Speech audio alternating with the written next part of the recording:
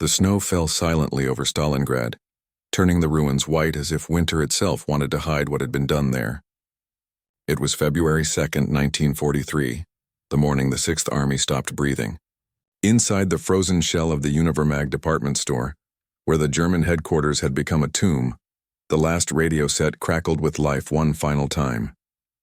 A trembling hand, that of a signal operator no older than 20, tapped out a message through the static. Army entrapped. Situation hopeless. Request immediate orders. Heil Hitler. And then a pause, the kind of silence that cuts through time. The signalman looked up. Around him, generals sat motionless in their greatcoats, their faces gray, their eyes hollow. The clock on the wall had stopped, its hands frozen at 7:45. The operator added 3 more words that were never meant to be transmitted, a whisper in Morse, barely audible beneath the static. We are finished. The signal went out into the blizzard, across the Volga, across the steppe into the ether, a ghost's final breath. Moments later, the Soviets broke through the basement doors. The men of the Sixth Army stood where they were, rifles leaning against the walls too weak to raise them. There were no shots, no orders, no glory, only silence, and the hum of a dead transmitter in a city that had devoured 500,000 souls. The story of the last telegram began long before the key was ever pressed. In the summer of 1942, when the German dream of conquering the East still burned with feverish light. The Sixth Army, commanded by General Friedrich Paulus, was the pride of Hitler's Wehrmacht, seasoned veterans from France, the Balkans and the Crimea forged into what Berlin called the Iron Fist of the Reich. In June, when the offensive toward the Volga began, their banners shone like fire in the dawn. They had no doubt of victory. Behind them, the machinery of conquest, the panzers, the Stukas, the endless convoys, rolled east with a roar that shook the earth. The first days of the advance were glorious. The steppes stretched wide and golden, fields of wheat waving under the sun. The men sang as they rode in half-tracks, their faces tanned, their uniforms crisp. Letters home spoke of swift triumph, of the final blow that would crush the Red Army once and for all. The maps on the staff table showed neat red arrows cutting deep into the Soviet heartland. Kursk, Voronezh, and then the word whispered like prophecy, Stalingrad. To Hitler, the city was more than a strategic point. It was personal. It bore the name of his enemy, Stalin himself. To take it would be to carve his rival's name from the map. But to the men of the Sixth Army, Stalingrad was just another assignment, a mark on paper, a river city on the Volga. They had no idea they were marching toward their own graves. As they closed in on the city in late August, the Luftwaffe darkened the sky. Over 1,000 tons of bombs fell in a single day, reducing Stalingrad to rubble. The explosions lit the night for miles, and the smoke rose so high it merged with the clouds. When the army finally entered, they found not a city but a labyrinth of ruins, a landscape of broken walls, shattered glass, and endless echoes. But the Soviets were waiting. In the ruins, the Red Army had found its strength. Marshal Zhukov and General Chuikov had transformed the city into a fortress of dust and fire. Every building, every stairwell, every basement became a battlefield. The Germans learned quickly that the rules of war no longer applied here. Tanks couldn't maneuver. Artillery shells vanished into heaps of bricks. Machine guns turned streets into slaughter alleys. The fight for Stalingrad was no longer about territory. It was about survival, inch by inch, heartbeat by heartbeat. At first, Paulus believed he could still win. His reports to Berlin were optimistic, his maps still marked with arrows. But as September turned to October, the truth began to rot beneath the surface. Supplies dwindled. Ammunition grew scarce. The Volga froze early that year, cutting the last lifeline to the east. Each street became a grave. The German soldiers began to call it Rattenkrieg, the War of the Rats. They fought in the sewers, among the dead, in rooms filled with corpses that froze and thawed with each day's temperature. At night, they heard Soviet loudspeakers blaring across the lines. "German soldiers! You are surrounded! You cannot win. Surrender and live." The broadcasts mixed with the wind until no one could tell where the voices ended and the storm began. By November, the noose tightened. The Red Army launched Operation Uranus, a massive counteroffensive from the north and south spearheaded by General Rokossovsky. Within days, 300,000 men of the Sixth Army were trapped. The encirclement was complete. The lines of the Wehrmacht curled into a shrinking circle, and inside it, the temperature dropped to 30 degrees below zero. In the cellars and bunkers, men tore pages from their field manuals to burn for heat. Horses were slaughtered and eaten raw. Frostbite took fingers, then feet, then lives. Every morning, the burial details moved through the trenches, dragging out bodies stiff as planks. By Christmas, they stopped burying altogether. There was no fuel to dig the ground. The men's faces turned hollow. They stopped shaving, stopped writing. The mail stopped coming. The supply planes that tried to reach them were shot down or lost in blizzards. The promise of relief from the air became a bitter joke whispered between teeth too cold to smile. Paulus's headquarters, once a bustling nerve center of maps and telephones, became a mausoleum. He sat wrapped in blankets, surrounded by silent staff officers, while the radio sputtered with Hitler's orders. The Sixth Army will stand fast. Not one step back. Even when the generals begged to break out to save what remained, the voice from Führer headquarters came cold and final. Stalingrad must be held at all costs. So they held, until there was nothing left to hold. The final weeks were an apocalypse of silence and snow. The men still called it the pocket, but it had become a graveyard. Every day the ring closed tighter, the shells fell closer, and the Volga wind howled like a requiem. The soldiers no longer looked at maps or thought of home. They only watched the sky, for planes that never came, for an end that wouldn't arrive. By late January, Paulus had lost contact with half his corps. The Sixth Army existed now only in fragments, isolated pockets of men defending cellars, factories, and streets that no longer had names. When the last Soviet assault began, the radio operators still reported to duty, their hands trembling as they relayed impossible orders to units that no longer existed. And somewhere in that frozen ruin, a single transmitter kept working, in the basement of the WWII store, where the Sixth Army's headquarters lay buried in ice and rubble. There, on February the 2nd, as Soviet soldiers surrounded the building, a young signalman named Heinrich Schulte tapped out one final message, the last telegram of the Sixth Army. By January 1943, Stalingrad was no longer a city, it was a wound. The streets had no direction, the buildings no walls, only jagged teeth of brick and steel rising from snowdrifts that hid the dead. The wind carried the smell of fuel and decay through every shattered window.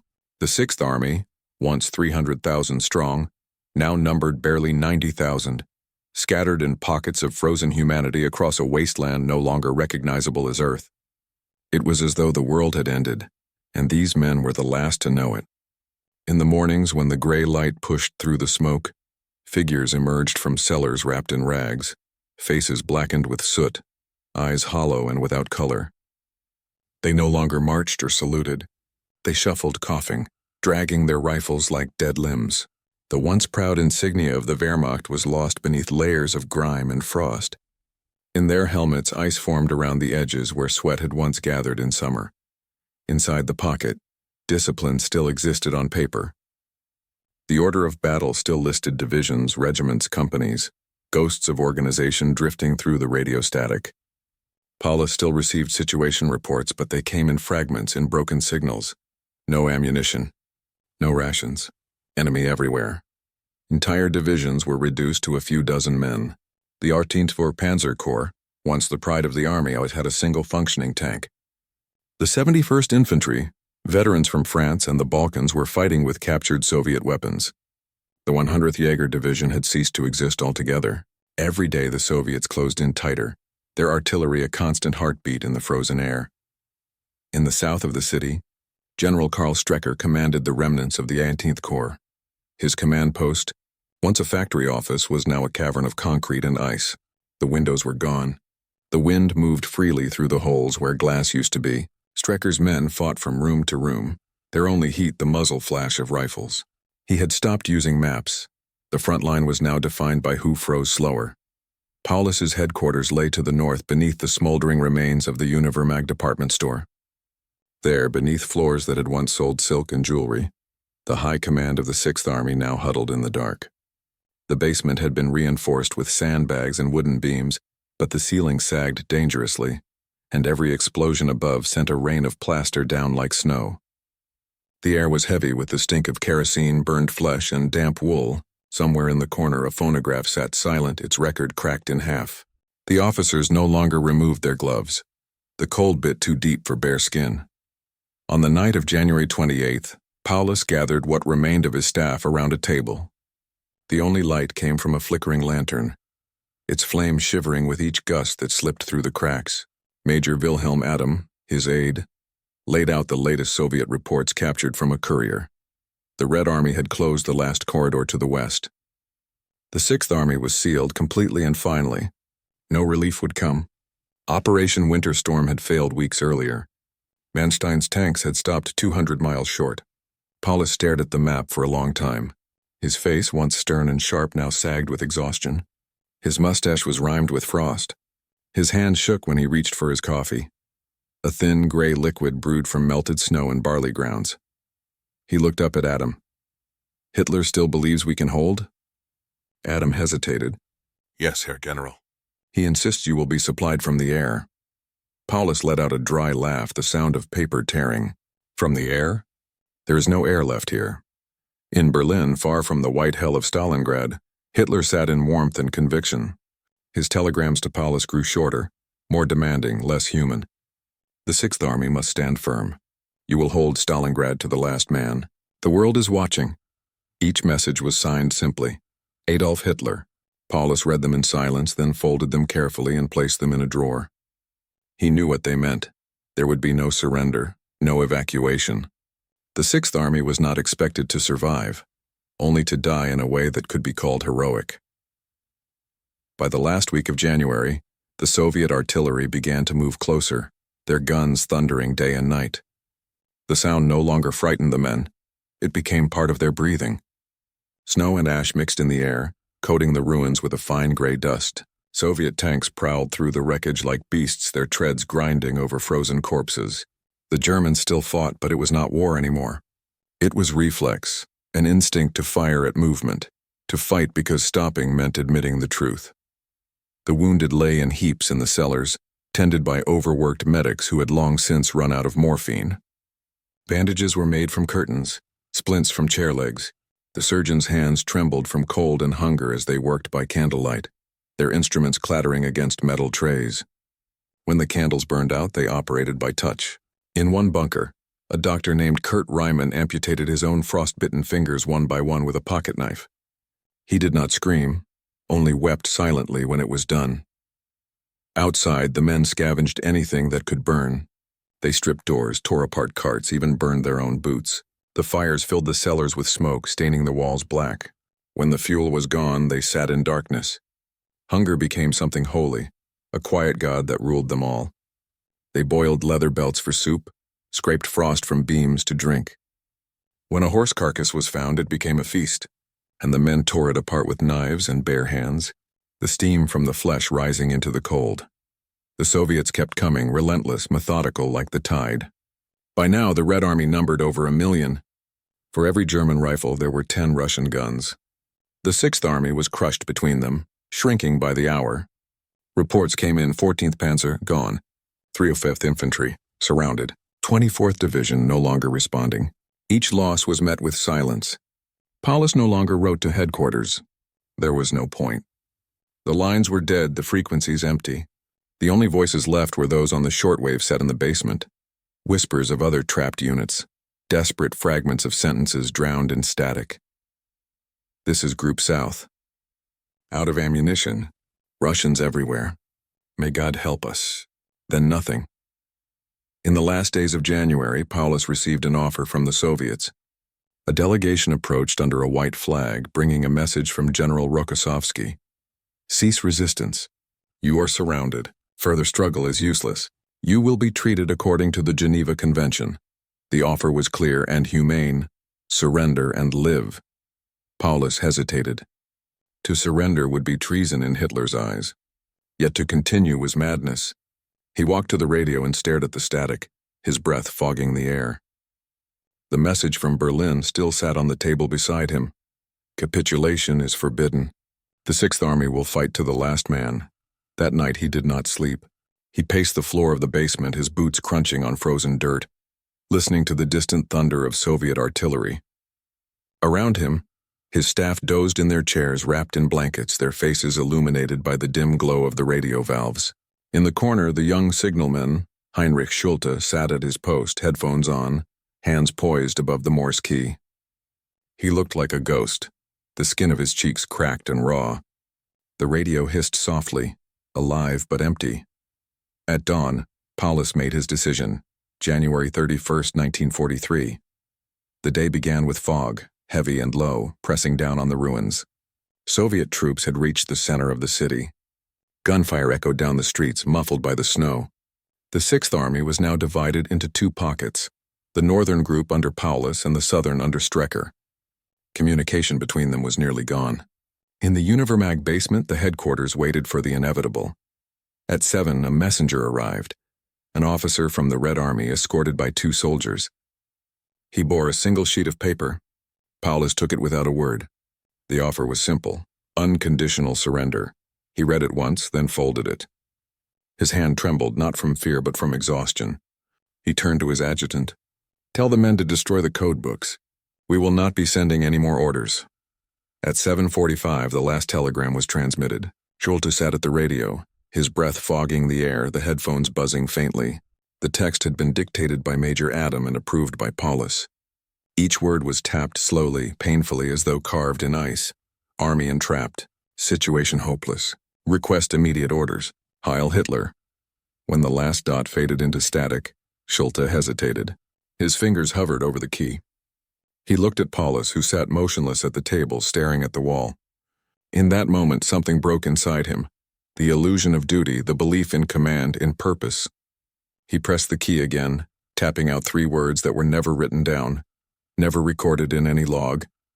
"We are finished." Then he removed the headphones and set them gently on the table. No one spoke. The radio crackled one last time, then went silent forever. Outside, Soviet troops entered the square. Their boots crunched on snow mixed with ash. They expected resistance, but there was none. When they opened the basement door, the Germans were standing. Not fighting, not surrendering, simply standing. Paulus rose from his chair, saluted once, and said quietly, "I am General Friedrich Paulus. I surrender the Sixth Army." The officer who accepted it was 23 years old. He had been a factory worker before the war. He stared at the man before him, the conqueror of half of Europe, and saw not a general but a shell. The Soviets took Paulus and his staff away into captivity. Behind them, the basement remained, silent, empty, a tomb of frozen air and extinguished light. The convoy rolled east through a landscape of white death. Soviet trucks, engines growling under the weight of their prisoners, moved in single file across the steppe. The wind was merciless, carrying with it the ghosts of Stalingrad, smoke, frost, and silence. Inside the first truck sat Friedrich Paulus, wrapped in a Soviet greatcoat that smelled of engine oil and tobacco. His cap lay in his lap.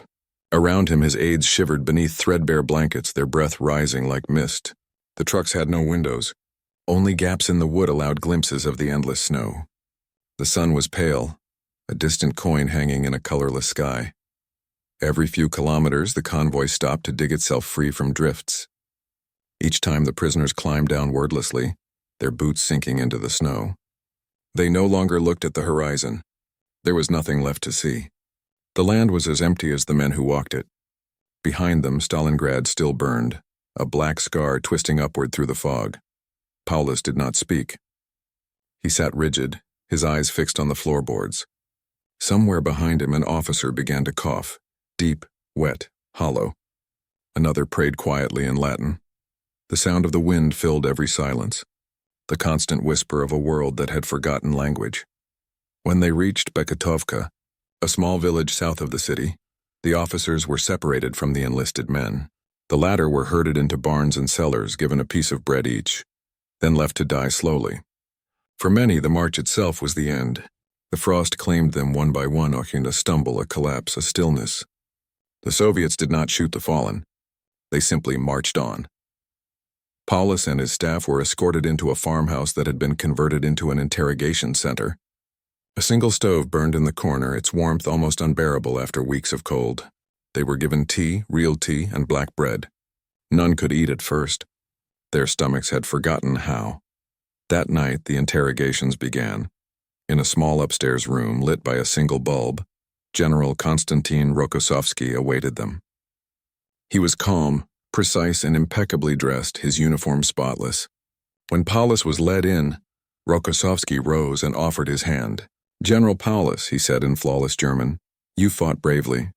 Sit, please." Paulus hesitated, then took the seat across from him. The table between them held a teapot, 2 cups, and a stack of documents. "You have come through hell," Rokossovsky continued. "You need not fear us. The war is over for you." Paulus said nothing. He stared at the steam rising from his cup. Rokossovsky poured tea for them both. "You know, our scouts captured your last transmission," he said quietly. "The telegram you sent on February 2nd, Paulus's eyes flickered. "Army entrapped. Situation hopeless. Request immediate orders. Heil Hitler." The Soviet general paused. That was all. But our operators heard something else. A few extra words, faint, just before the signal died. He leaned forward, voice low. 3 words and we are finished." Paulus closed his eyes. For a moment he looked as though the words themselves had weight, enough to crush what remained of him. When he spoke, his voice was barely a whisper. "I did not give that order." "No," Rokossovsky said. "But someone did. A signalman, perhaps?" Paulus did not answer. His mind went back to that morning, to the boy at the quay, Schulte with frostbitten hands and eyes that had seen too much. He remembered the sound of the final click, the silence that followed. He had not stopped him. Perhaps he thought it had been the truest message ever sent from Stalingrad. Rokossovsky studied him a moment longer, then leaned back. "History will remember that telegram," he said. "But I wonder which part it will remember, the command or the truth." Paulus raised his head slowly. "History remembers what it is told," he said, his voice hoarse. "Not what it was." Rokossovsky smiled faintly. "Then let us tell it properly." In the following days, Paulus and his staff were transferred to the town of Saratov, far from the front. They were housed in a requisitioned villa, 2 floors, heated with guards stationed outside. For the first time in months, they slept on beds. The room smelled of pine and kerosene. Snow fell outside the windows, muffling the world, but peace brought no rest. The silence became its own torment. The men spoke little. They sat for hours by the stove, staring into the flames. Each of them carried the weight of what had been lost: divisions, comrades, belief. Major Adam began to write a journal, filling page after page in small, precise script. In it, he recorded everything: the starvation, the frostbite, the surrender. At the top of the first page he wrote, "We were promised eternity and given a grave." For Paulus, captivity became a purgatory. He was not beaten, not humiliated, but he was made to think. Soviet officers visited daily, bringing newspapers, reports, and photographs, evidence of the destruction at Stalingrad. They asked him questions, not about tactics, but about belief. Why had he followed Hitler's order to the end? Why had he not surrendered sooner? At first, Paulus answered with silence. Later, his words came slowly, like thawing ice. "I was a soldier," he said one evening. "Obedience is the spine of the army. Without it, we collapse." The interpreter looked at him carefully. "And now?" Paulus stared into his cup. "Now we are collapsed. Weeks turned to months. The spring thaw came, and with it news from Berlin. The German press had announced Paulus's heroic death in battle. Photographs of him were published, draped in black borders. His wife received condolences from the Führer himself. When Paulus saw the article, he said nothing. He held the newspaper in his hands for a long time, then folded it neatly and placed it on the table. "It seems," he murmured, "that I am a ghost." In May he was moved again, this time to Moscow. There, he was housed in the Lubyanka, the infamous NKVD headquarters. His cell was clean, his meals regular, but the isolation was suffocating. Each night he heard footsteps in the corridor, doors opening and closing, voices calling names. Sometimes the screams came, distant but unmistakable. He learned to count time by them. During his interrogations, Soviet intelligence officers pressed him for details about Hitler's strategy, about the inner circle, about the plans for the Eastern Front. Paulus answered what he could, but one question always returned. Why did you obey an order you knew was madness? One night, after hours of questioning, Paulus broke. Because I was afraid, he said. Not of death. Of meaning nothing. of losing the only structure left in the chain of command. It was not loyalty to Hitler. It was fear of the void. The officer nodded, writing the words carefully. And what do you fear now? Paulus looked up. That Stalingrad will mean nothing. That all those men died for a telegram.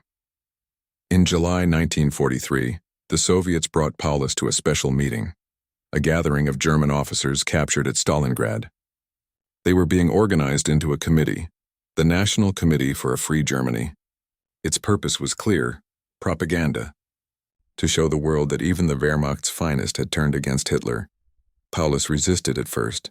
"I will not speak against my country," he said. A Russian colonel replied quietly. "Your country spoke against itself." But time wore him down. He saw what Germany had become: the bombed cities, the death camps, the madness. Letters smuggled from home told him that his sons had died in the war. By 1944, when the Soviets asked him to make a broadcast urging German officers to lay down their arms, he agreed. The recording took place in a small studio outside Moscow. Paulus stood before the microphone, his uniform pressed, his eyes hollow. The text lay before him, typed in careful German. German soldiers, officers, comrades, the war is lost. You are fighting not for the fatherland, but for Hitler's insanity. Lay down your weapons. Save what remains of Germany. He read it slowly, his voice steady but drained of all conviction. When he finished, the engineers nodded, satisfied. The red light went off. Paulus stepped back, removed the headphones, and whispered to himself. Too late. The Soviet technician glanced up. What did you say, General? Paulus shook his head. Nothing. But in that moment he understood that his voice, once the command of an army, had become another kind of telegram. A message from the dead to the living. Years later, after the war, when Paulus was finally released and returned to East Germany, journalists asked him about Stalingrad, about the last message, about the surrender. He would sit in silence for a long time before answering. There are no heroes in Stalingrad, he said finally. Only survivors and the dead. When asked about the young signalman who sent the final words, he looked down at his hands. I do not know what became of him, but I believe, he said softly, that he spoke for all of us. Berlin, 1943. The war machine roared louder than ever, even as the heart of the Reich began to crack. The official bulletins still spoke of victory, heroic defense on the Volga, temporary withdrawal of the Sixth Army. No one dared say the word surrender. In the propaganda ministry, Joseph Goebbels ordered all references to Stalingrad to be reframed. The German people, he said, must see sacrifice, not failure. On the radio, a trembling announcer read from a prepared script. The Sixth Army, surrounded by overwhelming forces, fought to the last bullet for Führer and fatherland. Their courage will forever inspire the German nation. But the telegram, the last message from Stalingrad, had already reached Berlin, hours before the signal went dead. It arrived in the communications center of the Oberkommando der Wehrmacht, carried on a strip of thermal paper still warm from the transmitter. The operator who read it called for his superior, his voice shaking. The text was short, almost clinical. Army entrapped. Situation hopeless. Request immediate orders. Heil Hitler. The officer stared at it for a long time, then folded it and walked it down the corridor to the map room. There, under the glaring lights, the war's architects stood hunched over their charts. Keitel, Jodl, Zeitzler. When the telegram was read aloud, no one spoke. The ticking of the wall clock filled the silence. Outside, the snow fell softly over Wilhelmstrasse. General Jodl finally broke the stillness. Hopeless, he repeated quietly. He used the word hopeless. Zeitzler said nothing. He reached for the red pencil on the table and drew a single line through the word Stalingrad on the Eastern Front map. He didn't replace it with anything. Just a void, a blank where 300,000 men had once stood. When Hitler was handed the telegram later that night, he sat in silence, his hands trembling slightly. The fireplace crackled behind him. The words, stripped of rhetoric and glory, were impossible to ignore. Entrapped. Hopeless. They cut through his fantasies like a knife. For several minutes he said nothing, then tore the paper in half. He will not surrender, Hitler muttered. Paulus will obey. He stood pacing before the fire. A field marshal does not surrender. The next day, Hitler promoted Friedrich Paulus to Generalfeldmarschall, the highest rank in the Wehrmacht. The message was clear. No German officer of that rank had ever been captured alive. The unspoken command was suicide. In the bunker beneath the Univermag store, the promotion arrived too late. Paulus received it as a faint echo through static, a final absurd gift from a world that no longer existed. He stared at the message and whispered, "I have no intention of shooting myself for that Austrian corporal." Then he burned the paper.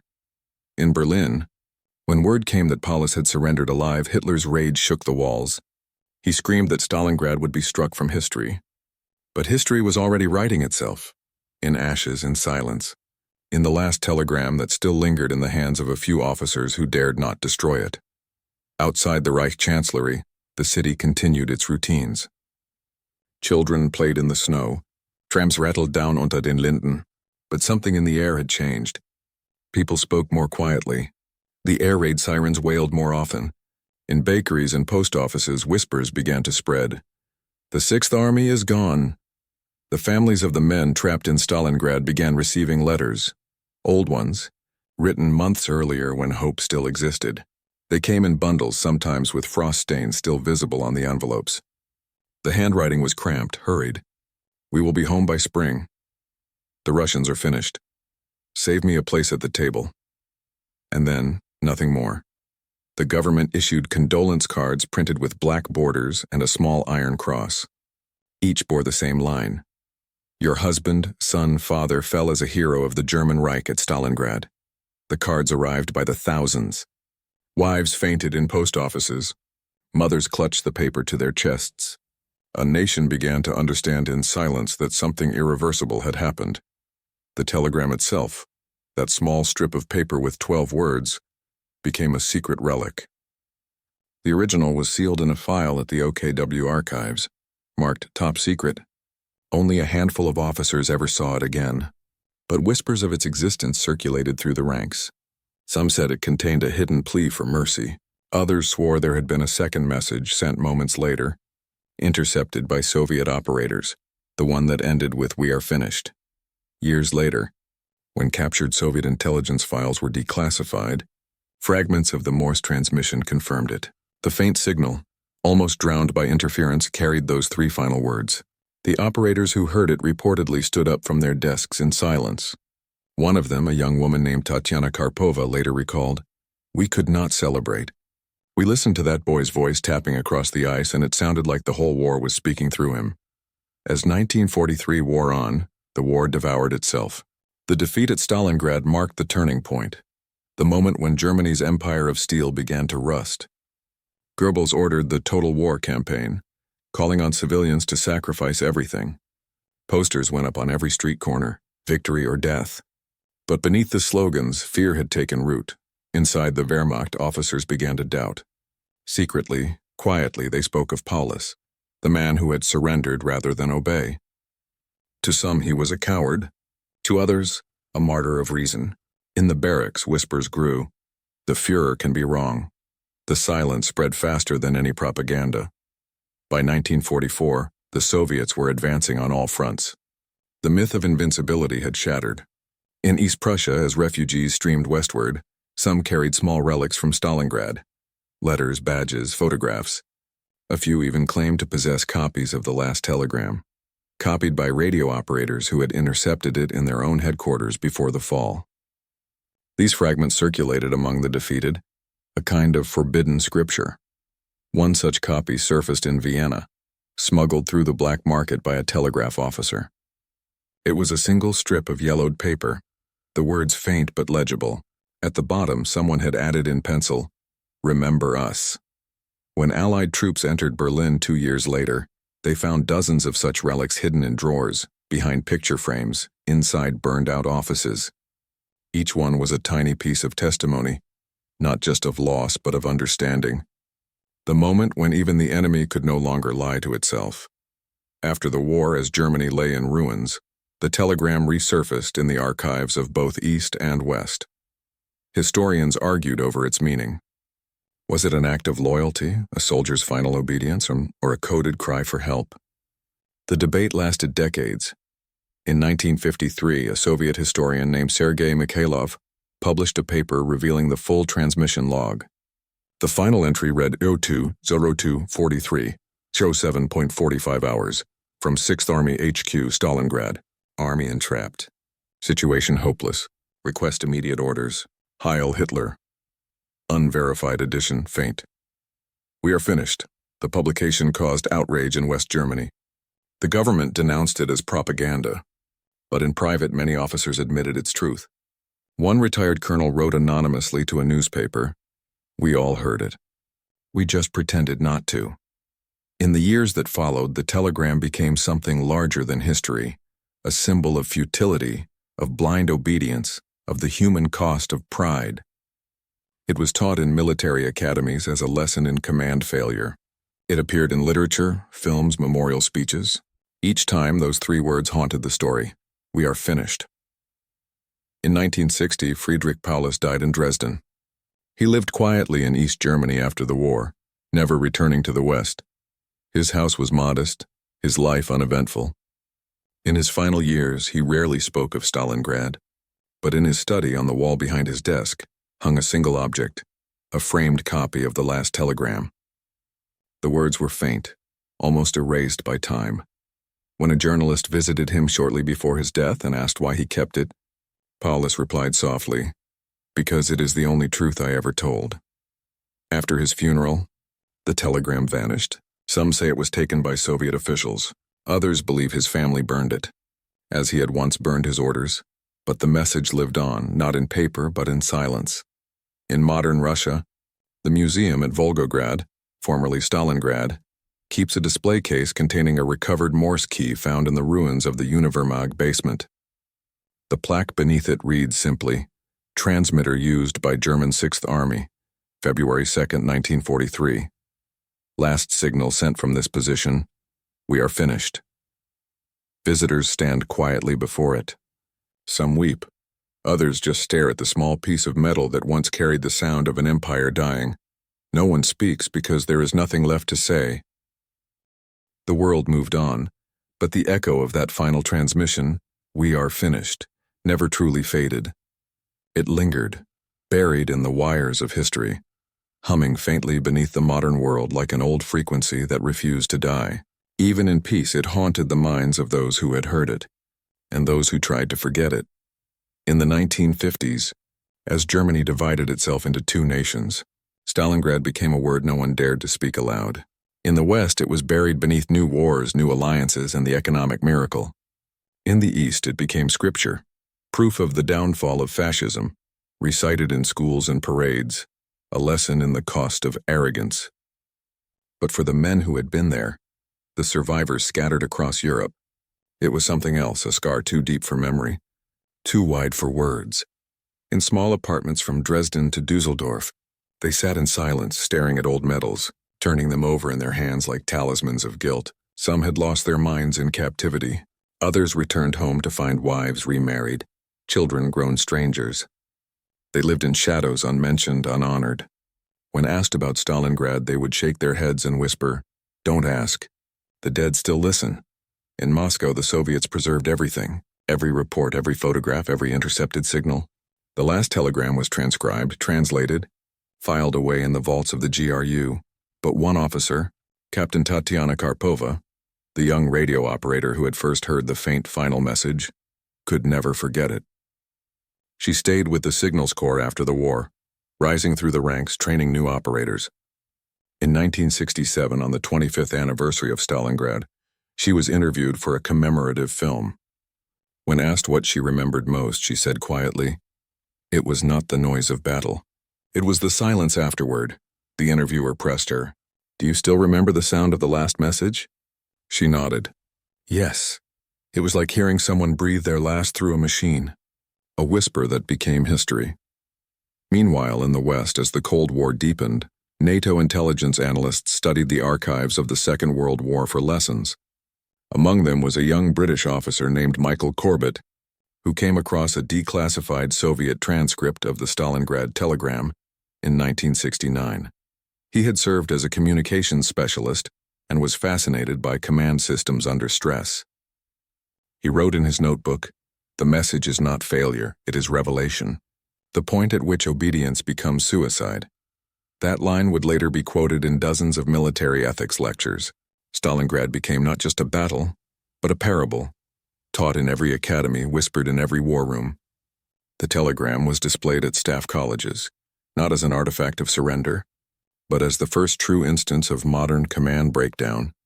By the 1970s, the story had entered the cultural bloodstream. Writers and filmmakers rediscovered it, peeling back the myth to find the tragedy beneath. The German director Wolfgang Petersen, while researching a screenplay that would later become Das Boot, studied the transcripts and wrote, "The Sixth Army did not die in Stalingrad. It dissolved into the static of its own last words." Historians debated endlessly. Was the phrase, "We are finished," an act of despair or defiance? Was it a final acknowledgement of defeat or a coded rebellion against Hitler's madness?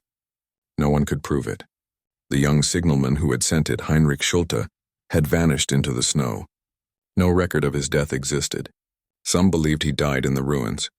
Others whispered that he was taken prisoner and died nameless in Siberia. His Morse key, recovered years later from the Wehrmacht basement, became the most powerful relic of the entire Eastern Front.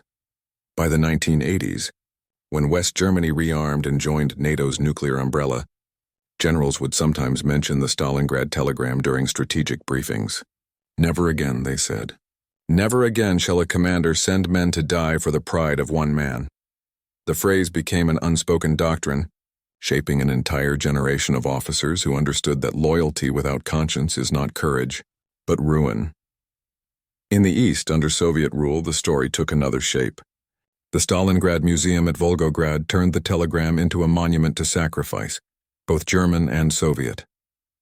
School children stood in long lines before the display case containing the copy of the message, their teachers explaining that it was proof of fascism's collapse. But the visitors saw something else, not just defeat, but a voice that transcended sides. It was not German. It was human. One Soviet veteran who had fought on the riverbank in 1943 was interviewed for the museum's opening. His face was wrinkled like a weathered map. "I remember when we captured the building," he said. "Inside everything was frozen, the walls, the men, the air. We found the radio still warm. I touched it and it hummed like it was still alive. I realized the enemy wasn't the men. It was the madness that had trapped them." He paused. "That's when I stopped hating them." As decades passed, the telegram became a whisper in the collective memory. Every few years, a journalist or historian would rediscover it, print it, debate it again. Each generation found its own reflection in those 12 words. In the atomic age, it became a warning about annihilation. In the digital age, it became a symbol of lost communication, the moment when truth was sent but never received. In 1993, on the 50th anniversary of the battle, veterans from both sides gathered at Volgograd for a memorial service. They stood before the eternal flame, wrapped in coats and medals, the snow falling thick and silent. Among them was a frail old man in a worn German overcoat, one of the last survivors of the Sixth Army. When he laid a wreath, a Russian officer stepped forward and helped him steady his trembling hands. For a moment, both men simply looked at each other. Then the German whispered, "We were finished." The Russian nodded. "No," he said softly. "We were all finished. But we lived." That night during the reception, a local radio operator broadcast a recording of an old Morse signal through the loudspeakers. A slow, rhythmic tapping, ... the sound of SOS. It echoed through the hall like the heartbeat of the past returning for one last breath. No one spoke. Some cried quietly. In 2003, a group of divers exploring the Volga near the ruins of old Stalingrad discovered something extraordinary. A section of the department store's collapsed basement wall, still intact under silt and rust. Embedded in it was a fragment of the original radio antenna, corroded but recognizable. When it was raised to the surface, the divers said it looked like the skeleton of a voice. The artifact was sent to restoration experts, who found traces of copper wire fused together by extreme heat. It was displayed in the Volgograd Museum beside the surviving Morse key. Beneath it, a new plaque was added, quoting the last transmission, "We are finished, 2nd February 1943. Beneath that, a smaller inscription in Russian, and yet, history continued. The exhibit drew visitors from around the world. Veterans, historians, tourists, all stopped before it, all silent. Children stared at the small blackened relic that had once connected two worlds across a sea of blood. Some said if you stood close enough, you could still feel a faint hum, as though the machine had never truly stopped transmitting. In 2013, 70 years after Stalingrad, a ceremony was held on the site of the old Wehrmacht building. Soldiers from both Germany and Russia stood side by side beneath a gray winter sky. Wreaths were laid, hymns were sung, and the crowd bowed their heads as the names of the divisions, both Red Army and Wehrmacht, were read aloud. When the final name was spoken, the loudspeakers crackled. For a moment nothing, then a faint sound, the slow, deliberate rhythm of Morse, ... and then 3 words, played through a recording reconstructed from Soviet archives. Wir sind am Ende.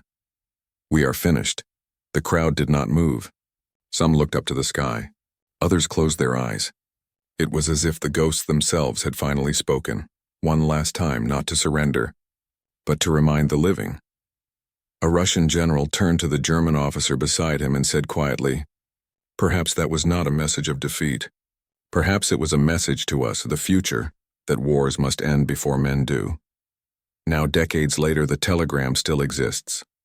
Copies rest in museums, archives, and private collections. Historians still argue over its tone, but none can deny its power. It was not just a message. It was a confession written in static, a cry from the edge of reason, and in every war since, every command center, every decision made in the shadow of human cost, that echo returns, faint, invisible, but real, in the hum of computers, in the buzz of encrypted signals, in the trembling of an officer's hand over a keyboard. Before he sends his men into battle, the words repeat themselves, "We are finished," not as surrender, but as warning. Because Stalingrad was not just an ending, it was the sound of humanity realizing its own limit. The sound of a world too proud to listen until the silence became eternal.